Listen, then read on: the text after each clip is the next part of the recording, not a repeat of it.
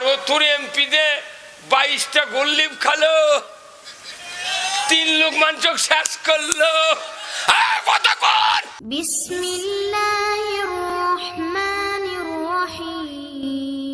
পরিবেশনায় ও পরিচালনায় দিগন্ত। কথাটা বোঝেন, হাত মুজা পাও মুজা, আবার এরই মধ্যে 10 আনা মুসল্লি যায় বিড়ি কর, ওর কেউ তো জুম্মার দাওয়াই নিষেধ। কতক্ষণ মুফতি শফি রহমতুল্লাহ আলাইহি মারিফুল কোরআনে বলেছেন যে কেউ যদি ধূমপাই হয় তাহলে মসজিদে যদি নামাজ পড়তে দাও তাহলে মসজিদে ঢোকার 7 দিন আগে ধূমপান করবে। তাহলে এই 7 দিন আগে ধূমপান করলাম, পরে আর করা যাবে না, তার মধ্যে তো আবার আরেক 7 দিন আসবি।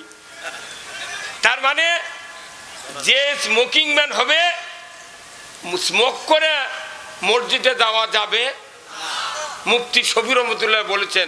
তারপর বিড়ি খেলে মুখের গন্ধ, চামড়ার গন্ধ, কাপড়ের গন্ধ, গিঞ্জির গন্ধ, বালছের গন্ধ, গামছার গন্ধ, ওই যে বিস্তার থাকে ওর গন্ধ, ওই জিমিন্দা দেয় সেমিন্দা গন্ধ। আর একটা লক্ষণ, ওই লোকের যদি শার্ট থাকে, পাঞ্জাবি থাকে, কমপক্ষে চালনের লাগান ছিদ্র হয় না। কতক্ষণ কি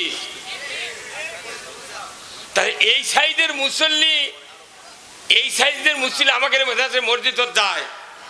ইমাম যদি কোনোদিন বলে ভাই আপনি স্মোক করেন, বিড়ি খান, আপনি যান মসজিদে আসেন না, ওই ইমামও গটি পিঠে মেরে ফেলে দিবি। যদি বিড়ি খা নামাজি পড়া যায় তাহলে তুমি বিড়ি খা জুম্মা ঢুকিছ, আমি ইমাম, আমিও খাবো। নাটোরের টপ 10 আছে,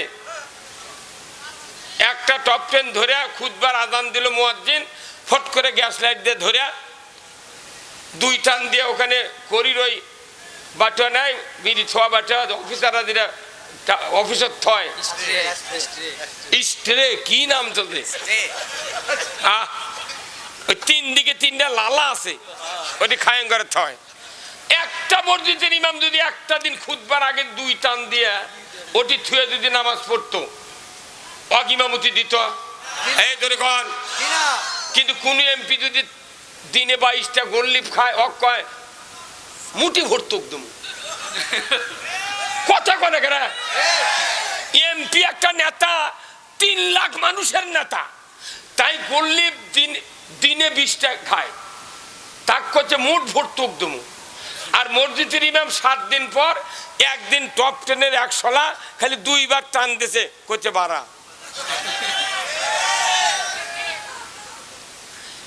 মসজিদের ইমাম যদি সিগারেট খায় তাহলে মাত্র 500 নাই, 300 নাই, 200 মানুষের নাই নামাজ নষ্ট হবি। আর ও তোর এমপিতে 22টা গোল্লিপ খালো, 3 লোক মাঞ্চক শেষ করলো। কতক্ষণ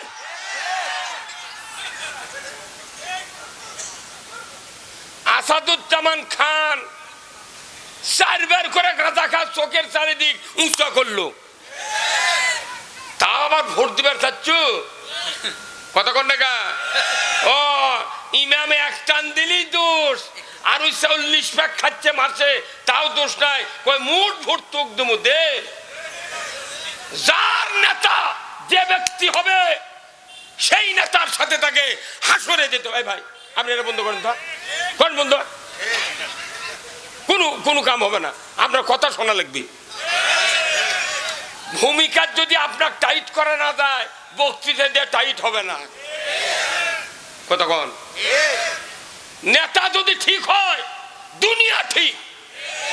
এই জন্য আল্লাহ কোরআনে বলছেন আমার আনুগত্য আর রসুলের নেতৃত্ব যারা মেনে নিবে তাদেরকে আমি জান্নাতের দরজা খোলাইয়া দেব। সমস্ত ইবাদতের মূল চাবি হলো আল্লাহর আনুগত্য, রসুলের নেতৃত্ব। পুরো কোরআন হাদিসের মেমোরি কার্ড হলো কালেমা, আর কালেমার দাবি হলো আল্লাহর আনুগত্য, রসুলের নেতৃত্ব। এখন আল্লাহর আনুগত্য কি, রসুলের নেতৃত্ব কি, এটা রসুল 23 বছরে নবুয়তি জীবনে 24,000 বার জিবরাইলের মাধ্যমে তাম দুনিয়ার মানুষকে এই মেসেজ দিয়ে গেছেন। এরপরে একটু কথা দুনিয়ার কোনো ফেরেশতা দিয়া দুনিয়ার কোনো মানুষের কাছে পৌঁছানো হবে না। একবারে বক্তব্য শেষ। আল্লাহ বসে আছেন আরশে আজিমে, যা বলে দিয়েছে কোরআনে হাদিসে, আর একটা কথা আল্লাহ বলতেছেন না। যত অন্যায়কারী, বেনামাজি, সুদখোর, ঘুষখোর, জেনা, ব্যভিচার, চুরি, চামারি, অন্যায়, অপকর্ম, দুর্নীতি যারা করতেছে, সব সেকেন্ডে সেকেন্ডে আল্লাহর নজরে ধরা পড়তেছে। কি ভাই কথা কোন টাকা? আপনারা একটু জোরে কথা কবেন।